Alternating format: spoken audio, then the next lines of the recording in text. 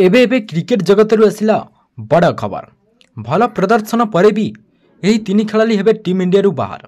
हाँ फ्रेंड्स, भारतीय cricket control board अर्थात बीसीसीआई मंगलवार इरानी कप 2024 मुंबई एवं रेस्ट ऑफ इंडिया रो स्क्वाड घोषणा करिछि।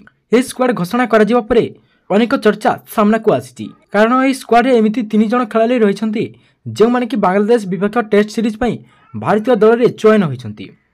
एबे एही तीन खेलाड़ी को इरानी कप खेलबा को बीसीसीआई पक्षर कहा जायछि। भारत और बांग्लादेश मध्य द्वितीय टेस्ट सेप्टेम्बर 27 तारिख कानपुर में खेल। टेस्ट पर रोहित शर्मा और विराट कोहली समेत अधिकांश खेलाड़ी कानपुर में पहुंची सारी। प्रथम टेस्ट प्रदर्शन उपर नजर पकड़े द्वितीय टेस्ट रे प्लेइंग 11 में कौन परिवर्तन होबार संभावना रही ना। जो तीन खेलाड़ी को इरानी ट्रॉफी खेलने को कहुई रही सरफराज खान, ध्रुव जुरेल और यास दयाल।